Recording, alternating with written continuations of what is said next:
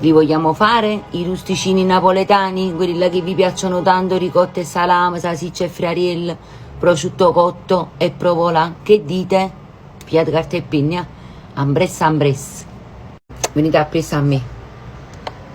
E non appicciamo anche il forno, le facciamo nella caccavella, vedete? Quella là che io uso sempre, antiaderente. Andiamo un giro. Mi erano avanzati 2 friarielli e un salsiccia, ricotta, scamorza affumicata, prosciutto cotto e salame e 2 dischi di pasta sfoglia. Prendete un bicchiere di plastica e iniziate a fare i rotondini. Ecco qua, così.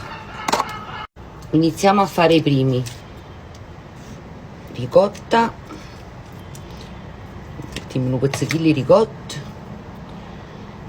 e un po' di salame. Ecco qua, e poi lo andiamo a chiudere a metà come fosse una pazzella fritta. Ora lo faccio vedere. Ecco qua, è venuta una mini pizza piccolina piccolina, guardate. Invece qualcun altro lo faccio friarielli, prendo un po' di salsiccetta cruda e un po' di scamorza, proprio faccio proprio come fosse una pizza fritta, salsicce, friarielli e provola. Guardate com'è bella, salsicce, friarielli e provola. Voi potete farli anche così, perché io qualcuno l'ho fatto una coppa e nata sotto in coppa. Ho unito i 2 pezzetti di pasta e ho fatto la pizzetta rotonda, un rosticino rotondo.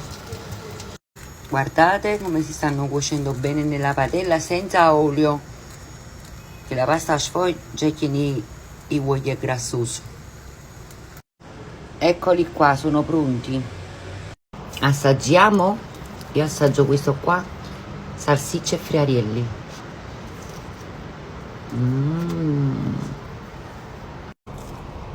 Come saporita, sono buonissimi. E mo buon appetito e buona giornata a tutti quanti.